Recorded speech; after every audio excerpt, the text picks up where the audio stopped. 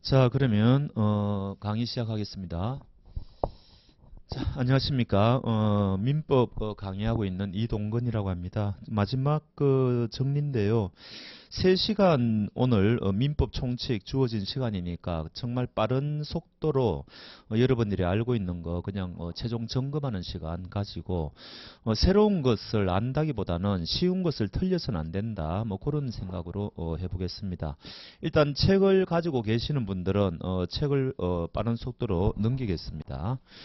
자, 처음에 1조 민법 여기 법원에서는 저기 이제 판례가 민법의 법원이 아니다. 근데 법원조직법 8조 상급법원에서의 뭡니까? 재판에서의 판단은 당해 사건에 관하여 하급심을 기속한다. 6페이지 제일 밑에 요게 이제 의외타 문제로 나올 수가 있으니까 요거는 파기환송된 사건은 기속력을 가진다. 예외적이다. 요거 정도 조금 유의하시면 되고요.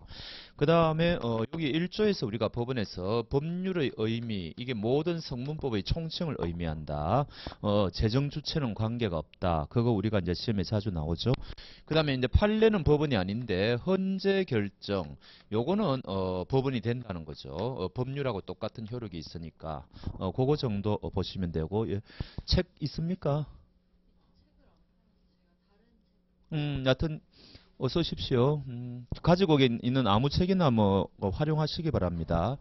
자, 그 다음에 이제 1조에서 법원은 법률은 이제 그런 의미고 관습법의 경우에는 시험에 제일 많이 나오는 게 사실인 관습하고 차이점. 요거를 이제 제일 시험에 많이 내죠. 요거는 관행까지 법적 확신까지 있는 거고 요거는 법적 확신은 없는 거 아닙니까? 법적 확신이 있는 거, 법적 확신 없는 거. 그 다음에 요거는 어디까지나 법령이다, 법원이다. 요거는 어디까지나 해석의 준칙이다. 뭐 요런 거. 그 다음에 관습법은 직권조사 사항이다. 근데 요거는 모순되는 판례가 두 개 다 있죠. 직권조사 사항 판례도 있고 변론주의 판례도 두 개 다 있다 그랬습니다. 그래서 요 관습법과 사실인 관습 요거 구별하는 문제 그게 이제 주 테마가 될 겁니다. 자, 그 다음에 책을 가지고 계신 분은 8페이지 넘겨보시면은 헌법에 위배되는 관습법 요거는 이제 써먹을 수가 없다. 뭐 제일 중요한 거고요. 여기 이제 종중 판례가 나오지 않습니까? 여성도 이제 종중원이 될 수 있다. 가장 기본적인 판례 뭐 그런 겁니다. 그 다음에 이제 우리 판례가 인정한 관습법에는 어떤 게 있는가? 요게 이제 분묘기지권이 시험에 나올 수가 있죠. 이제 장사법이 지금 만들어졌으니까 2001년부터 장사법이 시행되고 있으니까 그러면 이제부터 분묘기지권은 인정하지 않겠다는 거냐? 이제부터 인정하지 않죠. 근데 옛날에 성립된 분묘기지권은 그거는 여전히 인정된다는 거 아닙니까? 여기 이제 전원합의체 판례니까 요거를 좀 조심하시라 그런 이야기죠. 그래서 분묘기지권이 출제가 충분히 가능하고요. 그 다음에 쭉쭉 넘겨보시면 이 관습법은 또 뭡니까? 직권조사 사항이다. 그 다음에 법령에 비해서 보충적 효력을 가진다. 이런 것들. 하여튼 1조 법원은 뭐 한 문제가 반드시 나오는데 요 정도만 하시면 뭐 충분할 것 같습니다. 그 다음에 이제 문제는 2조 신의성실의 원칙으로 넘어가는데요. 이게 너무 판례가 많기 때문에 우리가 뭐 어디 콕 집어가지고 신의성실의 원칙을 공부하기는 좀 뭐 문제가 있죠. 일단 신의성실의 원칙에 있어서는 첫 번째 이게 이제 기본 서론적인 부분에서는 요게 이제 직권조사 사항이라는 거 이게 아주 시험에 이제 단골 문제고요. 그다음에 두 번째는 부수적주의 의무가 발생할 수 있는 근거가 된다. 뭐 이거 아닙니까? 이때 부수적 의무로서 고지 의무, 그다음에 설명 의무, 그다음에 상대방의 재산을 안전 배려 의무 뭐 그런 게 있잖아요. 그런데 거기 보시면은 요 표현을 좀 알아두시기 바랍니다.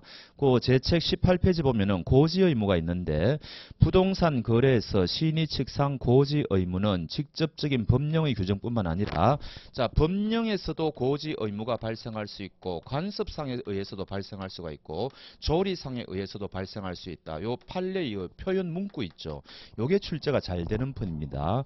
계약상, 관습상 또는 조리상의 일반 원칙에 의해서 이 고지 의무가 인정될 수 있다. 요 판례 표현 요거 좀 주의하시기 바라고. 그 다음에 이 특히 여러분들이 조금 조심하셔야 될 게 우리가 이제 변호사라든지 이런 변호사의 그 수임료 같은 거, 그다음에 보정채무 같은 거 이런 거는 원칙은 뭡니까? 약속한 대로 해야 되죠. 근데 예외적으로 도저히 이것을 수임료라든지 보정채무가 너무 과할 때는 예외적으로 감액이 가능하죠. 근데 요거는 표현이 중요한 게 신의성실의 원칙상 원칙적으로 가능하다 이러면 틀리죠. 요게 아니고 원칙은 약속한 대로 지켜야 되는데 요 예외라는 표현이 중요합니다. 예외적으로 감액이 가능하다. 요게 이제 맞는 이야기죠. 그리고 그런 표현을 굉장히 조심했어야 됩니다. 그게 19페이지에 있죠. 구체적 타당성을 실현해가지고 위임 계약 같은 경우에는 예외적으로 공평의 원칙에 반할 때는 감액이 가능하다. 이런 표현을 꼭 아시기 바라고. 그 다음에 이제 여러분들이 갖고 공부하신 것 중에서 이제 이거 여러분들 나름대로 이제 정리를 하셔야 되는데 첫 번째는 모순되는 행위 금지, 모순 행위 금지. 그 다음에 두 번째는 실효의 원칙. 그 다음에 세 번째는 사정 변경의 원칙. 그 다음에 네 번째는 권리 남용 금지. 뭐 이렇게 되지 않습니까? 모순 행위 금지는 뭐 원칙은 여러분들이 관련되는 판례 조금 나름대로 좀 정리를 하셔야 되는데 포인트는 예외죠. 예외적으로 강행법규에 위반했을 때는 예외적으로 모순되는 행위가 가능하다는 거. 요게 이제 시험에 제일 많이 나오죠. 그 다음에 실효의 원칙도 마찬가지죠. 예외적으로 실효의 원칙에 걸리지 않는 게 인지청구권 같은 거는 실효의 원칙에 걸리지 않는다. 뭐 이런 것들 예외가 중요하고요. 사정 변경의 원칙은 요때 말하는 사정은 객관적 사정 변경을 의미하지 주관적 사정 변경을 의미하지 않는다. 그리고 당사자 모두가 예측이 불가능해야 되지 두 사람 중에 한 사람이 예측이 가능했다면 이 원칙은 적용되지 않는다. 이런 사정 변경의 원칙에 대한 기본적인 거 그런 것들을 좀 보셔야 되고 그다음 실효의 원칙은 장기간 이 사람이 권리를 행사하지 않았다 하더라도 상대방 쪽에서 이거를 믿는 신뢰가 형성이 안 되면은 실효의 원칙은 적용 안 되죠. 그래서 이거는 신뢰 형성되는 게 굉장히 중요하다. 그다음에 또 하나 그 중요한 판례가 옛날 소유자는 이 사람에 대해서 뭡니까? 권리 행사를 안 했단 말이죠. 권리를 행사하지 않았는데 이 사람이 물건을 팔아가지고 B라는 사람에게 팔았는데 B가 이 사람한테 뭡니까? 권리를 행사했을 때 이때 실효의 원칙에 걸리느냐? 우리 판례는 실효의 원칙에 걸리지 않는다 그랬죠. 옛날 소유자의 권리 불행사는 이 사람이 권리 행사할 때 실효의 원칙을 판단할 때 써먹을 수가 없다. 요 판례도 제법 어렵고 최근에 자주 나옵니다. 그런 것들 좀 정리하시면 되겠네요. 그 다음에 요 모순되는 원칙의 대표적인 거는 무건대리인 판례죠. 무건대리인이 본인의 지위를 상속했을 때 추인을 거절할 수 없다. 이거는 뭐 너무너무 중요한 판례지 않습니까? 뭐 이런 거는 아주 기본적으로. 그 다음에 실효의 원칙은 항소권과 같은 소송법에도 대상이 된다는 거. 뭐 이것도 뭐 아주 단골로 좀 어려운 판례고요. 뭐 그런 것들 좀 보셔야 되겠습니다. 그 다음에 사정 변경의 원칙에 있어서는 보증인의 경우에 이 사람이 퇴사를 했을 때 불특정 채무에 대해서는 이 사람은 계약 해지가 가능하죠. 퇴사를 했다면. 그러나 특정 채무에 대해서는 해지를 할 수가 없다. 뭐 이런 거, 이런 특정 불특정 기본적으로 아셔야 되고요. 그 다음에 굉장히 어려운 판례가 하나 있습니다. 임대차에서 임대인과 임차인이 첫 번째 합의를 봤는데 차임을 정액하지 않기로 했다. 차임 불정액의 특약이 있었다는 거죠. 근데 이게 만약에 나중에 사정이 바뀌어가지고 차임을 올려달라고 할 수가 있느냐. 우리 판례가 된다 그랬죠. 그래서 이 판례는 굉장히 어려운 판례고 임대인을 보호하는 좀 특이한 판례니까 아셔야 된다 그랬습니다. 그래서 임대인의 경우에 차임 불정액의 특약이 있다 하더라도 올릴 수가 있다. 뭐 그런 정도로 보겠습니다. 이제 미성년자 부분으로 넘어갈게요. 할 게 너무 많아가지고 제가 굉장히 말이 빠르고 그런데 여러분들이 책을 다 가지고 있으면은 책을 막 넘기면은 편한데 좀 일일이 적으려고 그러니까 시간이 많이 좀 설되겠네요. 자, 미성년자 가보겠습니다. 미성년자의 경우에는 이 태아가 이제 중요하겠죠. 그 태아의 경우에는 첫 번째 우리 민법은 개별적 보호주의를 취하고 있다. 이게 네 가지다. 요 네 가지를 외우셔야 되지 않습니까? 근데 이제 판례에 의하면 정려 계약과 같은 계약은 태아가 할 수 없다. 그래서 네 가지를 외우셔야 되고 그다음에 불법 행위를 당한 태아의 경우에는 위자료 청구권도 생긴다는 거. 요게 판례죠. 그래서 위자료 청구권은 중요한 판례니까 이제 외우셔야 됩니다. 요거 첫 번째 외우셔야 되고 두 번째는 이 태아의 권리 행사 방법이 또 중요하지 않습니까? 판례에 의하면은 정지 조건설이라는 거, 태아가 태어나야만 권리 행사가 가능하다는 점, 그게 굉장히 중요한 것일 거고, 그다음에 무조건 태아가 사상했다면은 태아는 권리를 행사할 수가 없다는 점, 뭐 그런 거. 하여튼 정지 조건설에 기초해가지고 케이스 문제로 나올 가능성이 큽니다. 태아는. 그래서 케이스 문제를 여러분들이 객관식 문제를 통해서 좀 풀어보셨을 건데 그거를 한 번 더 좀 점검하시길 바랍니다. 자, 그 다음에 미성년자부터 본격적으로 한번 가보죠. 자, 그 다음에 30조 동시 사망의 추정이 있지 않습니까? 이 동일한 위안으로 사망했을 때는 동시 사망으로 첫 번째 간주되는 게 아니고 추정된다. 요게 첫 번째 논점이고, 그 다음에 대섭상속의 경우에도 우리 판례가 동시 사망의 경우에 대섭상속도 인정이 되었죠. 가족법 판례지만 조금 중요한 판례니까 아실 필요가 있다. 뭐 그런 것들 점검하시기 바라고, 본격적으로 미성년자 가기 전에 이제 의사 능력 가보겠습니다. 의사 능력은 이 법에 조문은 없지만 학자들이 이제 이론적으로 인정하는 거 아닙니까?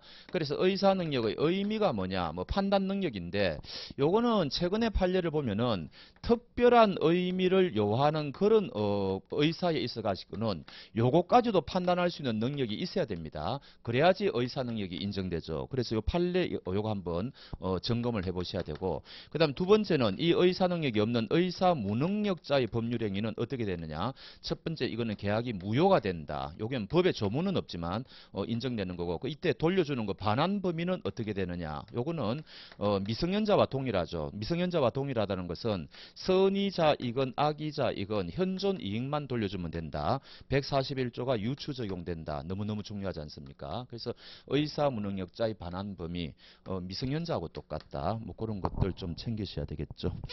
자, 그 다음에 이 미성년자 이게 의사 법률행위가 무효인 것은 어떻게 판단하느냐? 케이스 바이 케이스로 판단한다. 개별적으로 판단한다. 획일적으로 판단할 수 있는 방법이 없다.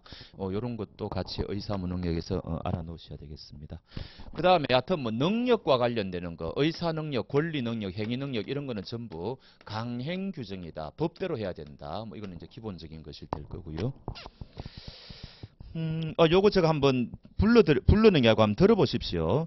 어떤 법률 행위가 일상적인 의미만으로 알기 어려운 특별한 법률적 의미나 효과를 가진 경우 이를 이해할 수 있을 때 의사 능력이 인정된다. 요겁니다. 요 위에 제가 말씀드린 거 있죠. 제가 방금 불러드린 게 그 판례니까 요 판례가 출제가 될 수가 있어요. 그러니까 한 번 더 말씀드리면 어떤 법률 행위가 일상적인 의미만으로는 알기 어려운 특별한 법률적 의미나 효과를 가진 경우에는 이를 이해할 수 있을 때 의사 능력이 인정된다. 이런 판례가 있다는 거죠. 그것도 같이 알아두시고. 자, 이제 미성년자 파트로 넘어오면은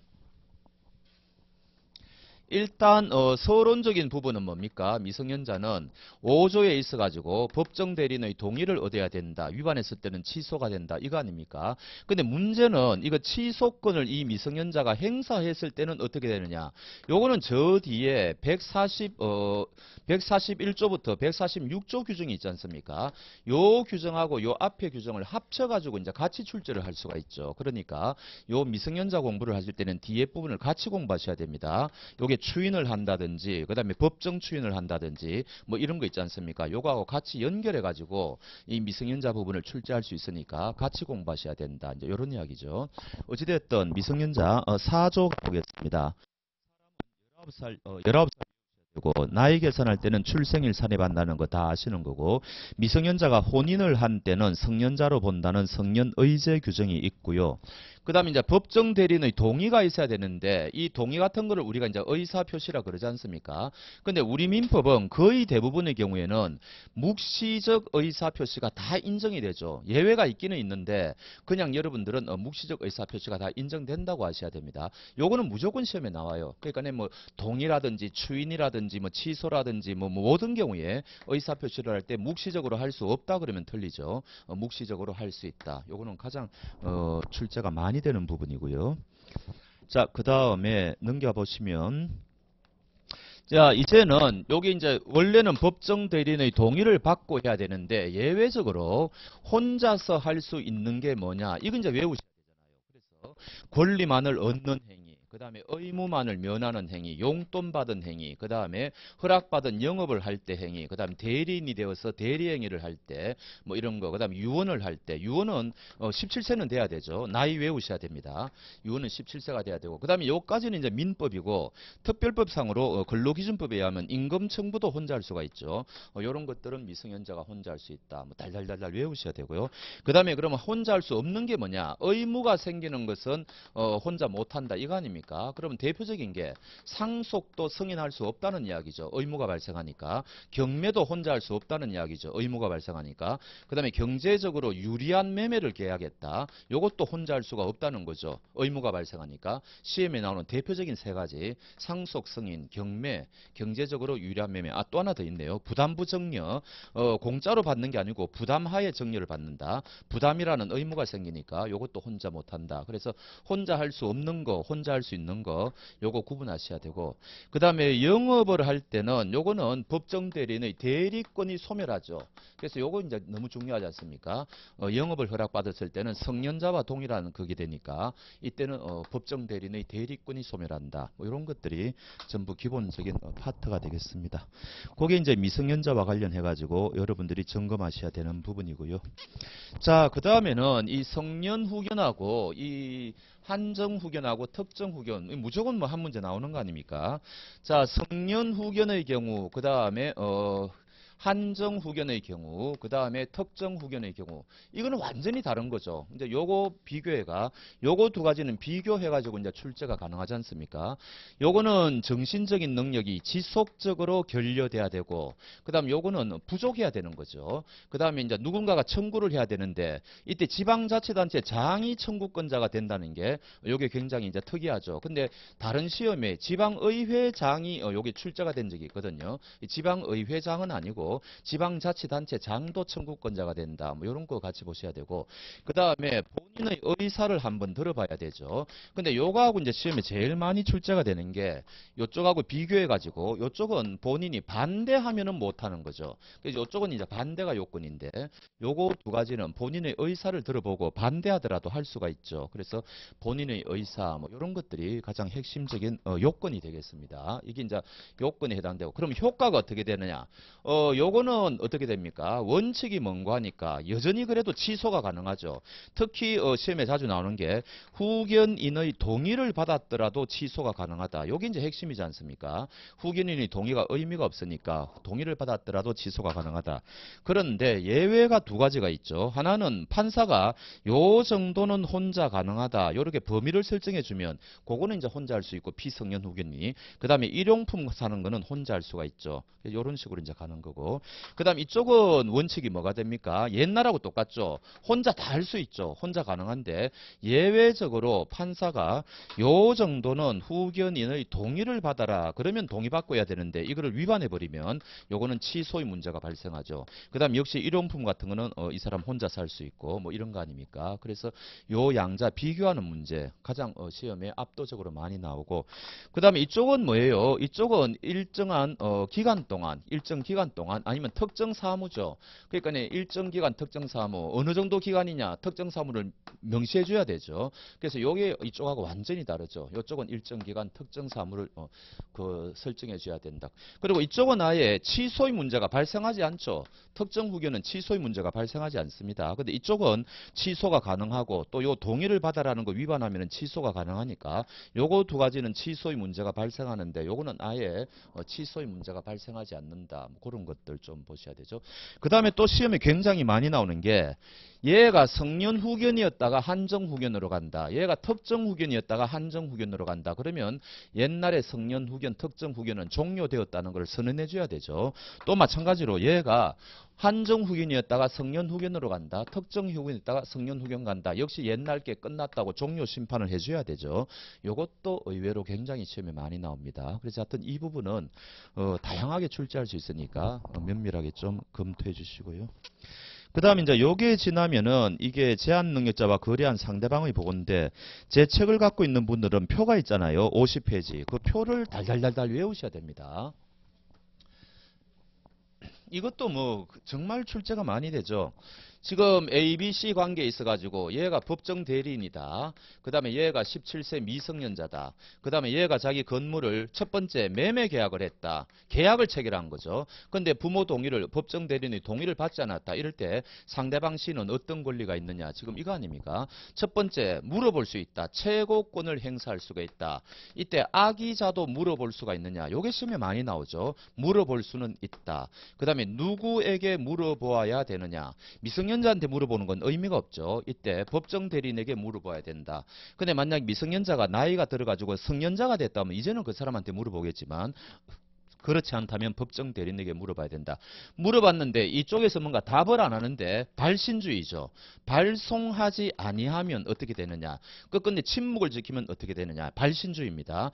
그러면은 긍정적으로 해석하시라 그랬죠. 추인한 것으로 간주한다. 요게 이제 최고권이죠. 그 다음 두 번째는 얘가 아예 빠져나가는 걸 철회권이라 그러지 않습니까? 요거는 뭐 압도적으로 시험에 제일 많이 나오는 게 이거죠. 요거는 선의자만이 행사할 수 있다. 요게 포인트죠. 악의자는 행사할 수가 없다. 그 다음에 얘들이 추인을 해버리면은 법률관계가 확정적으로 유효가 되니까 저쪽에서 추인하기 전에 해야 되죠. 추인하기 전에 처리를 해야 된다. 이런 시간적인 한계가 있고요. 그 다음에 누구에게 해야 되느냐. 이거는 미성년자 B에게 해도 되죠. 왜냐하면 통보하는 거니까. 아까 여기는 미성년자한테 하면 안 되는데 요거는 통보하는 거니까 미성년자 B에게 해도 된다 그랬습니다. 이런 것들이 아주 유력한 문제가 될 겁니다.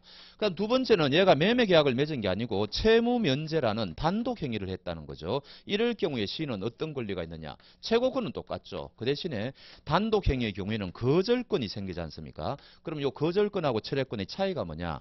요거는 악의자도 행사가 가능하죠. 여기서는 선의자만 행사 가능한데 그 다음에 누구에게 누구에게 하느냐. 그 다음에 저쪽에서 추인하기 전에 해야 되는 거. 요거는 똑같죠. 그래서 요거는 거절권은 단독 행위의 경우에는 거절권, 악의자도 권리 행사가 가능하다. 그러나 계약의 경우에는 철회권, 요거는 선의자만 행사가 가능하다. 그 다음에 시간적인 한계, 그 다음 누구에게도 되느냐. 요런 것들이 당당당 되는 거죠. 그 다음에 세 번째는 얘가 사수를 써가 속임수를 썼을 때는 이제 이때는 취소권이 배제된다는 거 아닙니까? 이때 요 속임수의 의미가 시험에 자주 나오죠. 우리 판례는 적극성을 요구한다. 그냥 말만 한 거, 내가 성년자다 말만 한 거는 속임수라고 인정 안 하죠. 그래서 이때 속임수는 좀 적극성을 요구한다. 그래서 적극적으로 부모 동의서를 위조했다든지 그렇게 되면 B는 속임수를 쓴 거니까 이제 더 이상 취소 못한다. 이런 거 아닙니까? 그래서 하여튼 요 부분은 케이스라든지 그거하고 연결하고 아까 말씀드린 것처럼 저 뒷부분에 있는 141조부터 146조까지 조문을 같이 합쳐가지고 굉장히 많이 출제하니까 종합적으로 보셔야 된다. 뭐 그런 말씀을 드립니다. 너무 빠릅니까 지금? 다 이해하시겠죠? 자, 그 다음에 주소 가보겠습니다. 주소는 한 번도 출제를 거의 안 하죠. 근데 만약에 의외타 문제를 만약에 출제를 한다면은 낼 수 있는 거는 두세 개밖에 없죠. 복수주의라는 거, 두 곳 할 수 있다는 거. 그 다음에 가주소의 경우에는 그 행위에 관하여만 주소로 본다는 거 아닙니까? 모든 경우가 아니고 요거 두 가지 조금 조심하시고 그 다음에 조금 더 이게 어렵게 출제할 때는 거소의 거소를 주소로 본다 이런 게 있는데 이거 본답니다. 이 본다라는 거는 간주라는 거죠. 요거 혹시 출제자가 추정이라고 하면 이거 틀려요. 그래서 본다라고 돼 있거든요. 그래서 간주입니다. 그거 조금 조심하시고. 그 다음에 이제 부재자 재산 관리로 왔는데 부재자 재산 관리는 이게 이 첫 번째는 법원에서 선임하는 경우에는 이거 어떻게 되느냐 이 이야기 아닙니까? 이때는 이 사람의 정체는 법정 대리인이다. 임의 대리인이 아니다. 이런 거고요. 두 번째는 이때 부재자와 이 선임된 이 재산 관리인의 관계는 법에서 인정하는 법정 위임 관계라는 거죠. 따라서 이 사람은 최선을 다할 의무가 있다. 선관주의 의무가 있고 그 다음에 보수 달라고 할 수 있는 보수 청구권은 별도의 규정이 있죠. 요거 이제 의외로 시험에 잘 나오잖아요. 그래서 원래 위임은 보수권이 없는데 부재자 재산 관련의 경우에는 보수 청구권이 있다. 뭐 그런 거죠. 그 다음에 세 번째는 요 사람은 직무할 수 있는 권한이 어떤 것들이 있느냐 이거 아닙니까? 첫 번째 보존 행위는 무제한적으로 할 수 있죠. 그 다음에 요거 이용 개량 행위는 성질을 변화하는 범위 내에서 해야 되죠. 요거는 제한이 있습니다. 성질을 변화시키면 안 되고 이제 118조겠네요. 그런 제한이 있고 세 번째가 제일 중요하죠. 법원의 허가를 얻어서 팔아야 되지 않습니까? 처분행위를 할 때는 법원의 허가를 얻어서 처분행위를 해야 한대. 요게 포인트죠. 근데 요거와 관련돼 가지고 중요한 판례가 두 개 있죠. 순서가 어긋나서 이거를 먼저 했을 때는 어떻게 되느냐. 이때 요 법원의 허가는 추인의 의미를 갖고 있다. 요거 무조건 외우셔야 되고, 그 다음에 엉뚱한 사람의 이익을 했을 때는 무건대리죠. 그래서 부재자의 이익과 무관하게 했을 때는 이거는 무건대리가 된다. 유동적 무효가 된다. 요 두 가지 판례가 제일 중요합니다. 그 다음에 이제 이 직무권한 요구하고 관련해 가지고 관리할 목록을 작성해야 되죠. 목록 작성하는 것도 의외로 시험에 자주 나오고요. 그 다음에 이 부재재산 관리인이 횡령할 우려가 있으니까 담보를 제공하라고 이제 할 수가 있죠. 담보 제공하라고 요구할 수도 있고, 뭐 이런 것들이 법전에 조문이 있습니다. 이런 간단한 조문들도 좀 보셔야 되죠. 그 다음에 요 사람은 언제 그러면 부재자 재산 관리는 권한이 소멸되느냐 이거 아닙니까? 설령 부재자가 사망했다 하더라도 권한은 그대로 지속된다. 이게 이제 제일 중요한 판례죠. 법원에서 당신 일하지 마라 할 때까지는 권한이 그대로 지속된다는 거. 요 판례도 굉장히 이제 중요한 판례가 되겠죠. 그런 것들 보시기 바랍니다. 자, 나머지는 뭐 쭉쭉 넘어가셔도 되겠네요.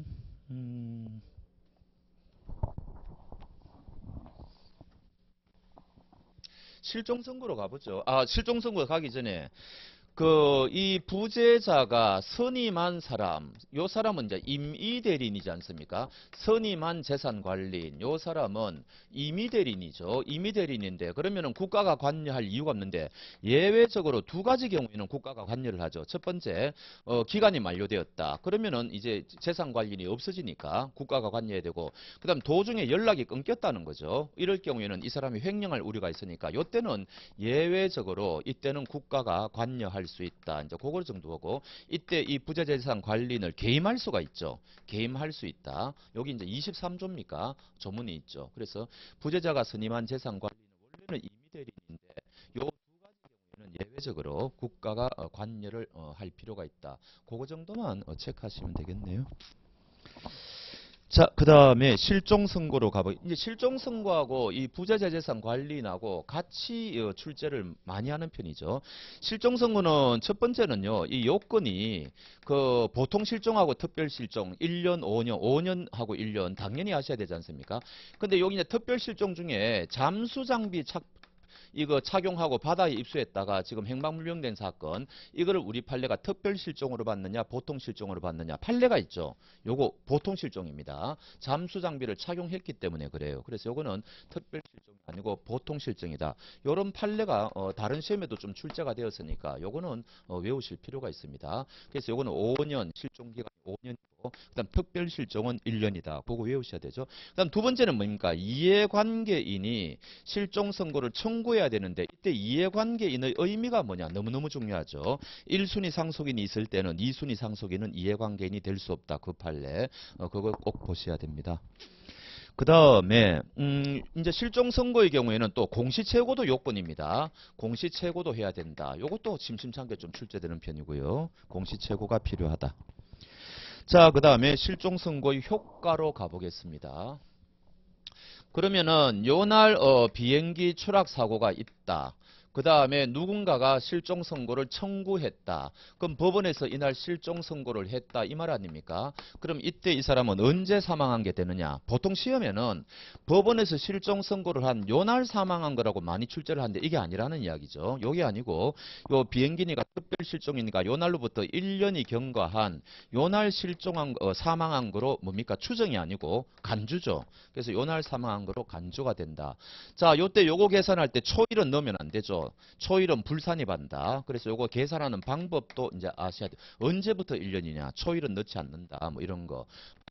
그 다음에 요때 요 사망의 의미가 뭐냐? 첫 번째, 이 사람의 권리 능력을 상실케 하는 제도가 아니라는 점. 권리 능력은 이 사람 살아있다는 점. 요거 하나 하셔야 되고. 그 다음에 공법상의 그 행위에는 영향을 미치지 않는다는 점. 사법상으로만 이 사람은 사망한 것으로 간주가 된다는 점. 뭐 그런 것들. 그게 포인트가 되는 거죠. 그리고 그렇다고 해서 이 사람은 유령이 아니죠. 이 사람이 만약에 살아 돌아오면은 권리 능력은 인정이 되죠. 뭐 그런 것들이 포인트가 되겠습니다. 자, 그 다음에는 설령 이 사람은 생환에 있다 하더라도 실종 선고가 번복이 안 되죠. 그러니까 실종 선고가 이 사람이 살아 돌아와도 실종 선고 취소라는 또 다른 절차를 거쳐야 된다. 왜냐하면 여기서 사망으로 간주가 되기 때문이다. 그래서 시험에는 이 사람이 살아 돌아오면 실종 선고는 번복된다 그러면 틀리죠. 자, 이때 실종 선고 취소가 일어났다. 국가기관에서 하는 취소는 광의의 취소라 그래가 우리가 원래는 소급표가 없죠. 그런데 실종 선고 취소는 예외적으로 요거는 처음부터 사망 인정을 하지 않습니까? 그래서 요거는 예외적으로 소급표가 인정이 된다.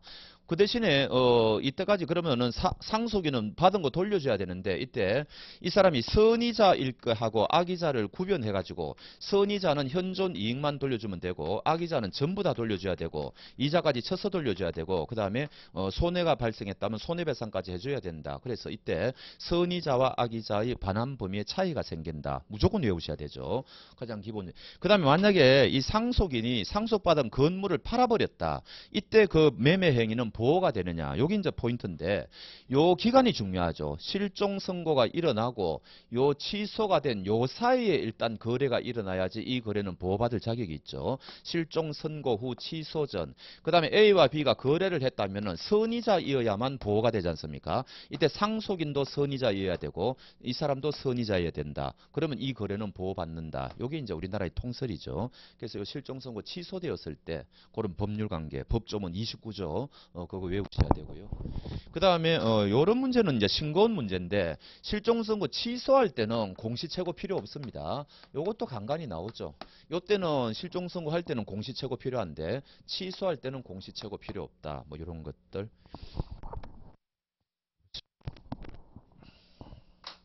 이런 거는 어떻게 됩니까?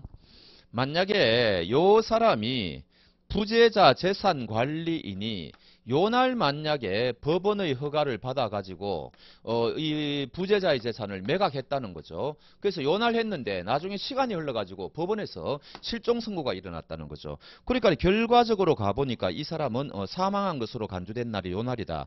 그러면 요날부터는 이거는 상속인의 재산이 되어버리지 않습니까? 그러면은 상속인의 재산은 부재자 재산 관리는 상속인의 허락도 없이 법원의 허가를 받고 팔았다는 이야기죠. 이때 요 허가를 받고 매각한 행위는 유효냐 이런 문제가 생기죠. 우리 판례는 유효라 그러죠. 왜냐? 아까도 말씀드렸지만 부재자 재산 관리는 법원에서 너 일하지 마라 이 말 하기 전까지는 여전히 할 수 있는 거 아닙니까? 그러니까 아무리 요날 사망해가지고 상속인 재산이 바뀌었다 하더라도 법원의 허가를 받고 팔았다면은 요거는 유효다. 이 판례 있잖아요. 굉장히 중요하고 어려운 판례죠. 그런 것들 좀 보시고. 근데 이거하고는 비교해 보셔야 됩니다. 지금 소송이 계속 중에 실종 선고가 일어났어요. 법원에서 실종 선고했다는 거죠. 요때는 소송이 스톱됩니다. 요때는 상속인들이 소송을 이어받아야 돼요. 이런 거를 소송 수계라 그러거든요. 요거는 좀 어려운 건데 혹시 의외타 문제로 나올 수가 있죠. 소송이 진행 중에 실종 선고가 일어났다. 이때는 소송은 스톱돼야 되고 상속인들이 이어받는 절차를 취한다. 그게 아니고 모든 게 다 끝났다는 거죠. 근데 결과적으로 보니까 요 사람은 이날 사망했는데 이미 부재자 재산 관리는 팔아버렸다는 거죠. 요거는 유효하다는 거죠. 요거는 유효하다 이런 거죠. 그리고 또 판결도 마찬가지죠. 이미 판결을 했는데 죽은 사람을 상대로 판결한 결과가 되지 않습니까? 결과적으로 요 판결도 유효죠. 이미 판결이 일어났다면 이거는 인정되는 거죠. 요거만 스톱이 되는 거죠. 요런 것 좀 판결과 관련해 가지고 어렵게 내면은 저런 문제도 나올 수가 있습니다. 자, 여기까지가 실종 선고와 관련되는 거고요. 법인 파트로 넘어가 보도록 하겠습니다. 법인은 한 3문제 정도 나오는데 제일 중요한 거는 법인의 불법행위 책임하고 두 번째가 대표권 제한이죠. 자, 이제 사단법인 설립하는 거하고 그 다음에 재단법인하고 우리가 이제 비교하는 거 아닙니까? 그러면은 4가지 요건. 첫 번째, 두 번째, 세 번째, 네 번째. 비영리여야 된다. 그 다음에 정관 작성해야 된다. 주무관청 허가 받아야 된다. 마지막으로 설립 등기해야 된다. 여기 이제 공통적인 4가지 요건이지 않습니까? 근데 사단법인의 경우에는 정관 작성이 7가지다. 재단법인은 5가지다. 2가지 차이점. 그거 이제 여러분들이 찾으셔야 되고. 그 다음에 재단법인의 경우에는 정관의 보충제도가 있죠. 요거 요건 같은 거 아셔야 됩니다. 사소한 것을 설립자가 뭡니까 정하지 않고 사망했을 때는 누군가의 청구에 의해서 법원이 보충해 줄 수 있지만 자산이라든지 중요한 것을 하지 않고 사망하면 보충할 수가 없죠. 그래서 여기 43조인가 그렇죠. 여튼 재단법인은 보충이라는 제도가 있다. 그다음에 5가지다. 뭐 그런 거고요. 그다음에 요 정관 자체의 법적 성질을 우리 판례는 자치법규라고 한다. 그다음에 요거는 다수결로 해석하면 안 된다. 뭐 이런 판례가 있잖아요. 이런 것도 굉장히 중요한 판례가 되겠습니다. 그다음에 비영리라고 돼 있는데 꼭 공익을 목적으로 할 필요까지는 없다. 비영리면 된다. 그다음에 재단법인의 경우에는 요 4가지 이외에 재산의 출연까지도 해야 되죠. 그럼 재산을 내어놓아야 되는데 요게 47조 규정이 있고 48조 규정이 있지 않습니까? 규정 자체가 또 시험에 굉장히 자주 나오죠. 47조는 정려의 규정을 적용한다. 살아생전. 사망했다면 유정에 관한 규정을 적용한다. 48조는 이 재산의 출연식이지 않습니까? 근데 요거는 법 조문 자체가 1항, 2항이 시험에 나올 수도 있지만 판례도 시험에 나올 수가 있죠. 그래서 이 판례는 대내적 관계와 대외적 관계로 구분해가지고 대내적 관계는 48조에 따른다. 그러나 대외적으로는 등기를 먼저 가져간 사람이 임자가 된다. 뭐 이런 판례가 있잖아요. 그래서 이 부분은 물권법하고도 관련되지만 판례까지도 잘 아셔야 된다. 뭐 그런 이야기입니다. 쭉 넘어가시고 그 다음에 우리 민법은 분료식이 원칙이죠. 방식이 필요 없는데 여기 보니까 법인의 경우에는 반드시 정관을 작성해야 되니까 요걸 우리가 뭐라 그래요? 요식행위라 그러죠. 그래서 법인 설립행위는 요식행위다 그러면 맞는 이야기죠. 반드시 정관을 만들어야 되니까 그런 것들. 자, 그 다음에 쭉쭉 넘어가시고요. 법인의 능력에 있어가지고 불법행위 능력은 이거는 뭐 거의 뭐 무조건 출제가 된다 뭐 이런 정도로 너무너무 중요하지 않습니까? 자, A 법인이 있다. 그 다음에 B 대표기관이 있다. 그 다음에 C가 있다. 상대방이 있다. 자, 이럴 경우에 원래 대표기관의 행위는 법인의 행위로 간주가 되죠. 이쪽은 한 몸통입니다.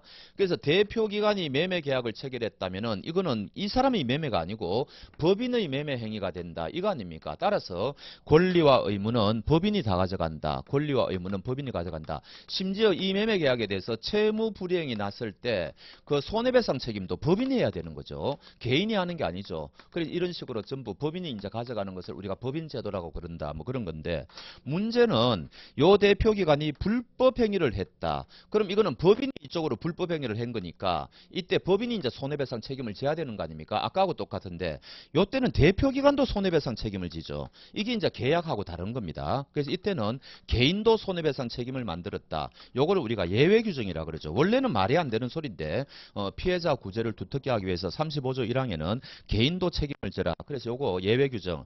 요때 요 두 사람의 관계는 부진적 연대 책임이다. 여기 이제 시험에 단골 문제겠죠. 그게 첫 번째 논점이고 그 다음에 두 번째는 도대체 무엇을 불법행위라고 그러느냐. 750조의 규정이 있는데 요때 대표기관의 고의 또는 과실이 있어야 되고 그 다음에 이 대표기관이 위법한 행위를 해야 되고 그다음 세 번째 상대방이 손해가 발생해야 된다. 이것을 우리가 불법행위라 그러잖아요. 그래서 설령 상대방이 손해가 발생했다 하더라도 요 대표기관이 위법한 행위를 하지 않았다면은 이거는 불법행위가 아니다. 그래서 불법행위 개념 그것도 간단하게 출제가 될 수 있죠. 그다음 세 번째는 이제 논점이 뭐냐? 얘가 직무 관련성이 인정이 돼야 되는데 이때 직무 관련성은 어떻게 인정되느냐. 외형 이론 가지고 인정하지 않습니까?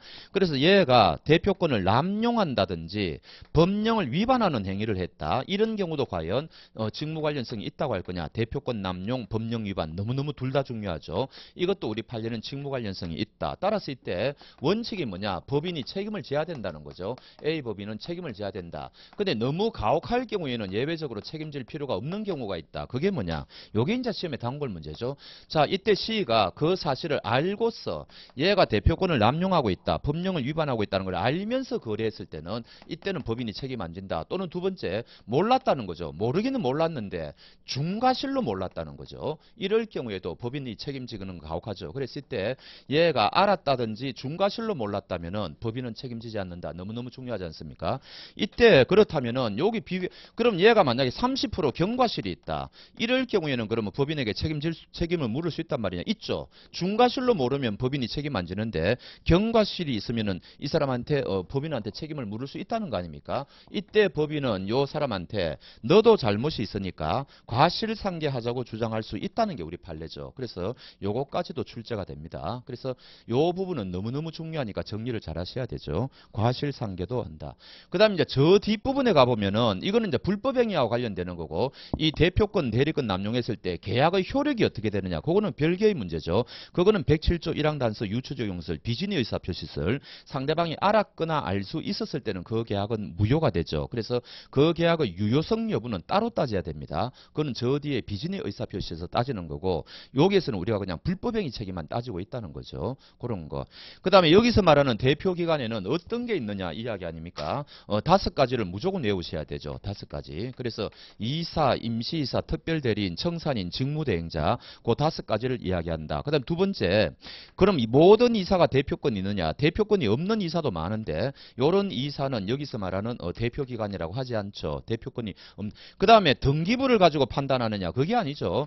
실질적으로 이 회사를 좌지우지하고 있느냐? 실질적 혹은 사실상 이 회사를 좌지우지하느냐? 요거 가지고 따지죠. 그래서 실질적, 사실상 요런 표현이 나오면 대표기관이 맞다는 점 그런 거 하셔야 되고 그 다음 여기서 말하는 법인, 비법인, 노조와 같은 비법인도 법인 규정이 유추 적용되니까 이게 법인이 아니고 노조와 같은 비법인의 경우에도 이 공식이 그대로 적용된다. 뭐 이런 것도 출제가 많이 될 겁니다. 요 정도 하면은 법인의 불법 하나 빠졌네요. 이때 법인이 이 상대방한테 손해배상 책임질 때 이거 무과실 책임이죠. 무조건 책임져야 됩니다.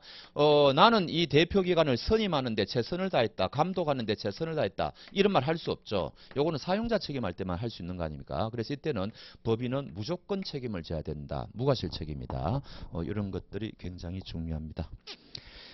자, 그 정도 하시면은 법인의 불법행위 책임에서는 거의 다 뭐 커버가 되는 것 같습니다. 여하튼 이 부분은 한 문제 나온다고 하십시오. 상세하게 하셔야 됩니다. 마지막으로 하나 더 안 했네요. 얘가 이제 대표기관인데 B-라는 사원하고 얘하고 지금 공동으로 불법행위를 할 수 있다는 거죠. 요때는 판례 표현에 의하면은 요 두 사람이 공동으로 했다든지 가담을 해야 됩니다. 그래야만 이 두 사람의 공동 불법행위가 인정이 돼요. 근데 얘가 단순히 의결만 했다. 요거 가지고는 공동 불법행위가 아니라는 게 판례거든요. 그래서 그거는 문구를 찾으셔야 돼요. 공동이라는 말 혹은 가담이라는 말 이런 게 나오느냐. 단순히 의결했다는 것만 가지고는 공동 불법행위가 아니다. 그 판례도 제법 중요하죠. 그래서 읽어보시면 제 책에 없는 분들을 위해서 총회 등의 의결에 참여한 사원은 대표자와 공동으로 불법행위를 저질렀거나 이에 가담하였다고 볼 만한 사정이 있을 때는 대표자와 연대하여 공동 불법행위 책임을 진다. 이것도 굉장히 중요한 판례죠. 넘어가겠습니다. 자, 요게 이제 법인의 불법행위. 이제부터는 쉽죠. 이제 법인의 기관인데 이게 이사의 경우에 사임을 하는 경우에는 이 사람이 일방적으로 하면 되는 거죠. 그래서 요게 상대방한테 도달하면 되죠. 사임 의사가 도달하면 됩니다. 근데 만약에 이 이사를 해임하려고 한다. 가능하냐? 원칙은 가능하죠. 왜냐하면은 이 이사와 법인의 관계는 위임 관계니까 위임은 상호 해지의 자유가 있으니까 얼마든지 해임할 수 있죠. 근데 문제 포인트는 뭔가 하니까 정관에 이 해임 사유가 규정이 있을 때는 정관의 해임 사유를 별도로 규정을 했을 때는 이때는 요 사유가 발생해야만 해임할 수가 있죠. 그래서 요게 굉장히 중요합니다. 정관의 해임 사유가 별도로 있을 때는 함부로 해임 못한다. 근데 그렇다 하더라도 여기 또 예외가 있죠. 그렇다 하더라도 굉장히 중대한 심각한 사유가 발생했다. 뭐 이럴 경우에는 예외적으로 해임할 수 있죠. 그거를 한번 읽어 드리면은 다만 법인은 이사의 중대한 의무 위반, 이사가 너무너무 심각한 중대한 의무를 위반했다는 거죠. 또는 뭐라고 되어 있습니까? 정상적인 사무집행 불능의 사유, 정상적으로 사무집행을 못한다. 요럴 경우에는 해임할 수가 있죠. 요런 사유가 없다면은 정관에 있는 사유가 있어야만 해임할 수 있다. 이제 그런 거 아닙니까? 요 판례 해임과 관련해 가지고 굉장히 중요하고. 그다음에 요 사임을 할 때는 일방적으로 하면 되죠. 이때 혹시 법인의 성낙이 있어야 된다. 이러면 틀리는 거죠. 일방적으로 하는데 법인의 성낙까지는 받을 필요가 없을 거 아닙니까? 그런 것들. 그다음에 이사의 대표권 제한 너무너무 중요하죠. 지금 요 이사의 대표권 제한은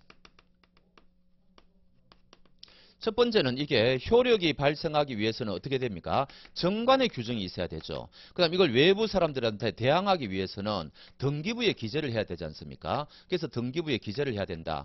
여기 이제 첫 번째 논점이고, 그 다음 만약에 그렇다면은 등기부에 기재를 안 했다는 이야기죠. 기재를 하지 않았다면은 어떻게 되느냐? 이때 그 사실을 모르는 선의자는 당연히 보호가 돼야 되겠죠. 포인트는 악의자가 보호되느냐? 이게 포인트 아닙니까? 이때 울리팔리는 보호된다는 거죠. 이때는 선의자하고 악의자가 똑같이 취급되죠. 그래서 등기부에 기재하지 않았다면은 악의자도 보호된다는 게 우리 판례다. 뭐 너무너무 중요한 판례고. 그러면은 이게 법인의 규정하고 이 비법인이 있을 때 비법인의 규정은 법인의 규정에 유추 적용된다 그랬죠. 이때 노조라 이건 종중 좋겠네요. 종중 같은 경우에 대표권 제한이 있단 말이죠. 이럴 경우에도 이 법인 규정이 그대로 적용되느냐? 이거는 적용될 수가 없다 그랬죠. 그래서 비법인의 규정은 전부 법인 규정에 유추 적용되는데 요거 하나만은 유일하게 대표권 제한에 대해서는 적용할 수가 없다. 이유가 뭐냐? 등기부에 기재할 방법이 없기 때문이다. 이제 그런 거죠. 그러면 이때는 어떻게 하면 되느냐? 지금 이 종중에 법인의 이 종중에 대표자가 대표권 제한이 있는데 그거를 위반해서 그랬다. 이 종중 대표자 A가 있는데 상대방 B하고 거래를 했는데 대표권 제한에 위반하는 거래를 했다. 그럼 이 거래 계약은 유효란 말이냐? 이거 어떻게 따지느냐? 이런 이야기죠. 이게 법인이라면 등기부에 기재한 거 가지고 따지는데 비법인의 경우에는 그거로 따질 수 없다는 거 아닙니까? 이때 우리 판례는 뭐라 그래요? 상대방이 요 종중 대표권 제한 위반은 사실을 알았다든지 얘가 알았다든지 조심했더라면 알 수 있었다는 이야기죠. 알았다는 것을 우리가 악이라 그러고 알 수 있었다는 것을 과실이 존재한다 그러잖아요. 그래서 알았다든지 알 수 있었을 때는 요 계약은 보호받을 가치가 없다는 거죠. 무효라는 거죠. 그럼 요거를 반대해서 가면은 이 사람이 선의이고 과실이 없는 무과실일 경우에는 요 계약은 유효하다는 이야기죠. 그래서 이 종비법인의 경우에는 요렇게 우리 판례가 해석을 한다. 너무너무 중요합니다. 그런 것들 같이 하셔야 되고. 자, 그 다음에 쭉쭉 넘어가면은 62조 아주 뭐 시험에 단골 문제죠. 지금 A 이사가 있는데 요거를 B라는 사람에게 위임을 할 수가 있죠. 근데 특정 사항을 위임해야 된다. 요게 지금 62조지 않습니까? 그러면 요거를 우리가 반대해서 가면은 포괄적 위임이 금지된다는 거 아닙니까? 요거는 뭐 거의 매번 시험에 나오죠. 포괄적으로 위임할 수는 없다. 그리고 요거는 비법인의 경우에도 똑같이 적용이 되죠. 법인도 그렇고 비법인도 마찬가지다. 포괄적 위임이 금지된다. 62조. 요거 꼭 아셔야 되고요. 자, 그 다음에 이사는 어떻게 됩니까? 여러 사람 복수의 이사가 있을 때, 요런 이사가 있을 때 대외적으로는 각자 법인을 대표할 수가 있죠. 공동으로 한다 그러면 틀리죠. 각자 대표할 수 있다. 근데 대내적으로 이 의사를 결정할 때는 어떻게 됩니까? 요거는 다수결로 과반수로서 결정하죠. 과반수로서 결정한다. 뭐 아주 기본적인 거, 아주 단골 문제지 않습니까? 그 다음에 여기 63조입니까?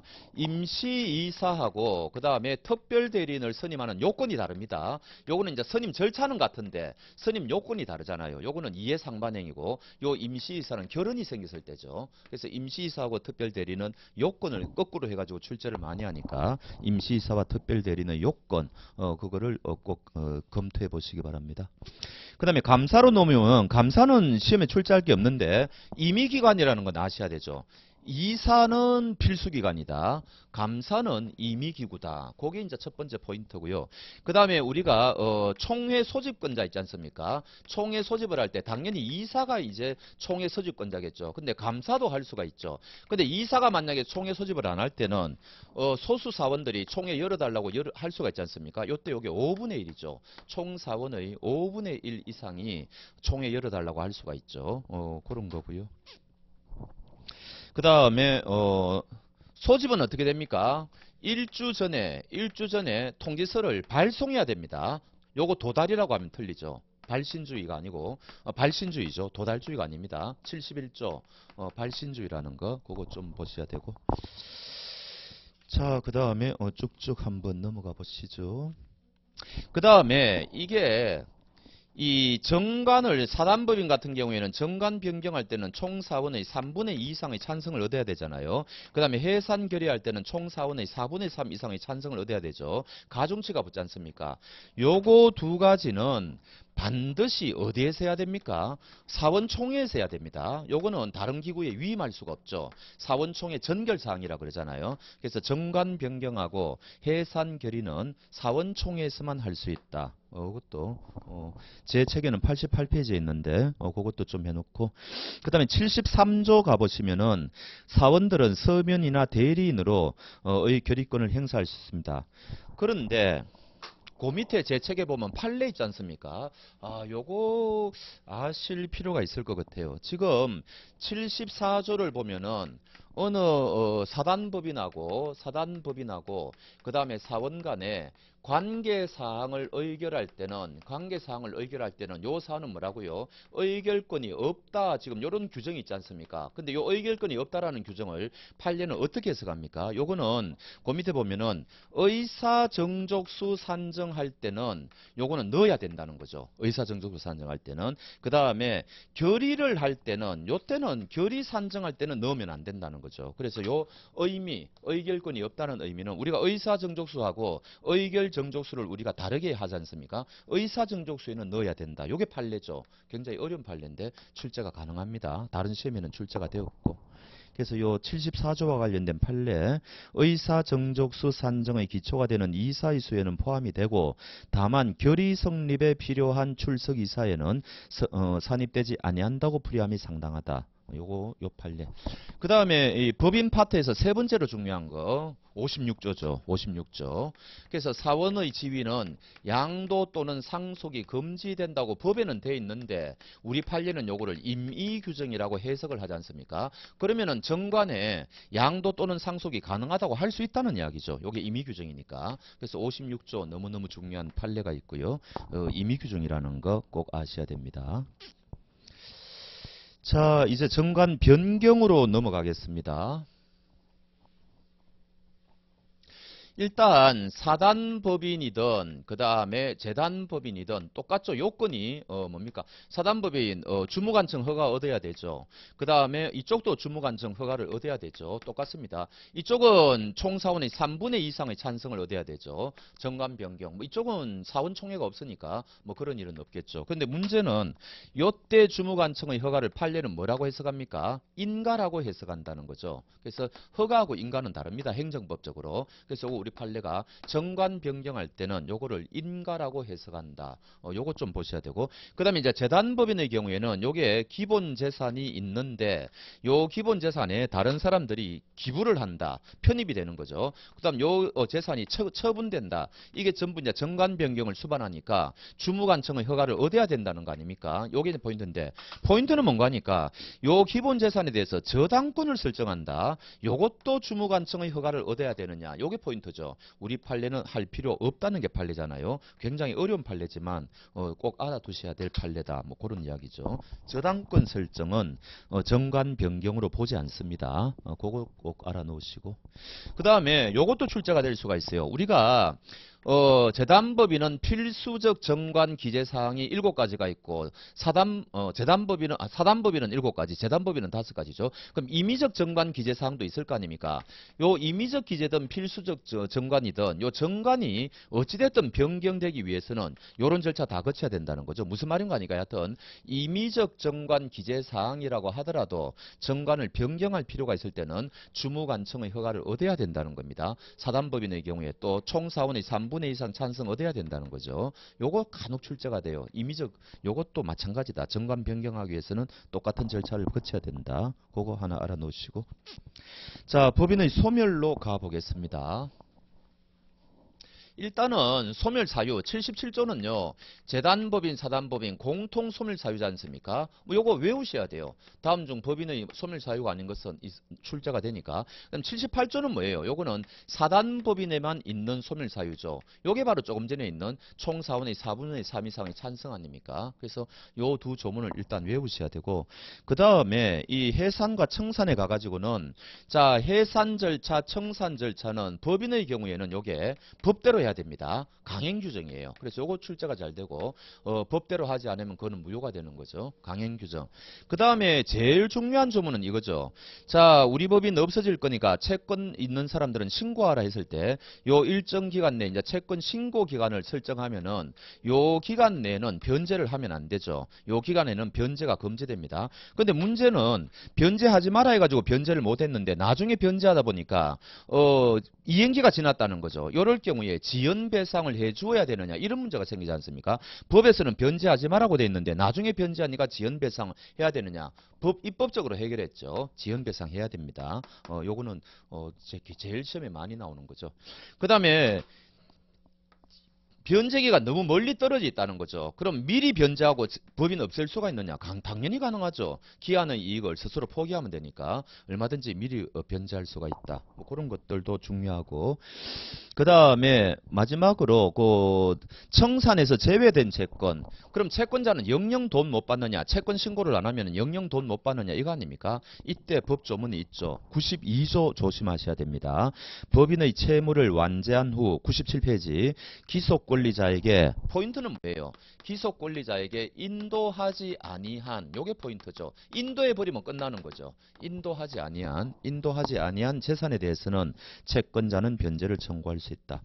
마지막으로 끝까지 우리를 괴롭히는 게 판례가 하나 있죠. 정말 중요한 판례. 자, 법인이 없어지는 시점은 청산 종결 등기를 하면 법인은 없어지겠죠. 그래서 청산 종결 등기를 하면 요날 법인이 소멸하는데 그런데 이 청산인이 실수해가지고 잔여 사무가 남았다는 거죠. 그럼 요날 잔여 사무가 완결이 됐다면 이 법인은 언제 소멸하느냐 이거 아닙니까? 이때는 우리 판례는 등기를 기준으로 하면 안 되고 실제로 잔여 사무가 종결된 요날을 법인 소멸 시점으로 봐야 된다. 요게 판례지 않습니까? 요거 굉장히 중요하죠. 그래서 청산 종결 등기가 됐다 하더라도 잔여 사무가 남아 있다면은 청산법인은 존속한다. 굉장히 중요한 판례죠. 그 다음에 평소에 이 법인을 감독하는 기구는 어디냐? 그거는 주무관청에서 허가를 해줬으니까 주무관청에서 하겠죠. 근데 없어지는 단계, 해산 청산 단계에서는 어디서 하느냐? 이제는 좀 더 엄격하게 해야 되겠죠. 법원에서 하죠. 그래서 평소에 하는 기구하고 없어질 때가 감독기관이 다르다는 점 그것도 조심하셔야 됩니다. 여기까지가 법인과 관련되는 거고 이제 권리능력 없는 사단으로 가보겠습니다. 권리능력 없는 재단은 뭐 시험에 안 나오니까 권리능력 없는 사단까지 하고 조금 쉬어보죠. 일단은 이 비법인 사단의 경우에는 법적 문제가 발생하면은 우리 민법의 법인 규정을 유추 적용한다는 거죠. 법인 규정을 적용하면 된다. 이게 우리 결론이지 않습니까? 근데 유일한 예외가 뭐였어요? 단 예외가 아까 했죠. 대표권 제한에 대해서는 적용할 수가 없다. 별도로 이거 풀어야 된다. 아까 했죠. 대표권 제한은 법인 규정을 유추 적용할 수가 없다. 말씀드렸고요.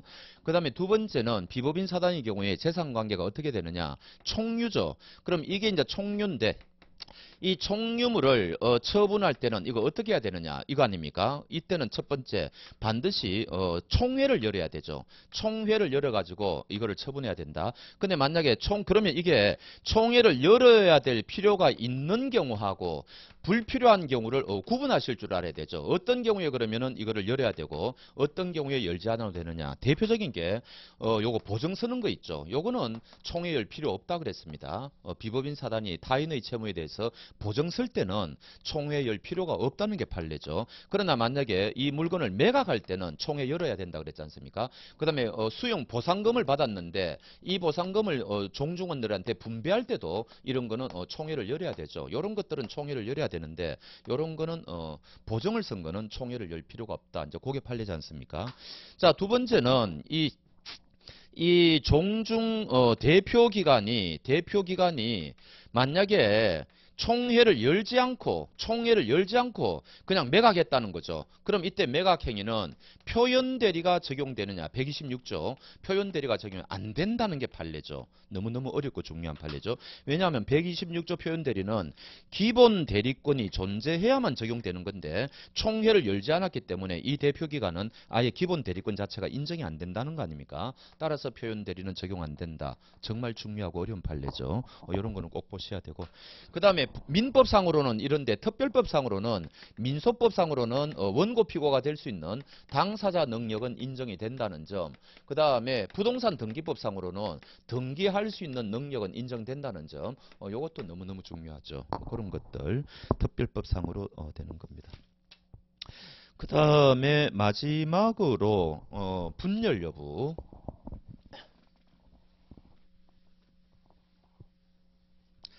지금 여기에 A 교회가 있고 이 재산이 교회 재산이 있을 거 아닙니까? 근데 여기에 B와 요게 이제 C로 지금 나누어졌다는 이야기죠. 그런데 이거를 옛날 판례는 이걸 이제 분열이라 그러잖아요. 근데 요거 과거 판례죠.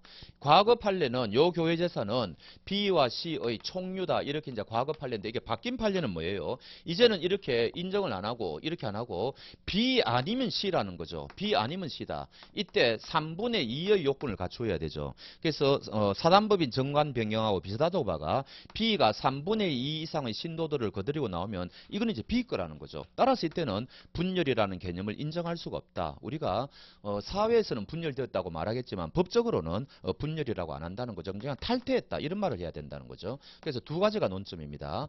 교회의 신도들이 나왔을 때 이거를 분열이라고 안 한다. 요게 첫 번째 논점. 그러면 옛날 교회 재산은 이거 누가 가져가느냐? 3분의 2 이상의 신도들이 나왔다면 가져간다. 이런 식으로 간단하게 정리하시면 되죠. 요게 비법인 사단의 분열 판례입니다. 자, 워낙 뭐 할 게 많아가지고 그래도 쉴 거는 쉬어가야 되겠죠. 지금 55분이니까 한 10분 쉬었다 가겠습니다. 네.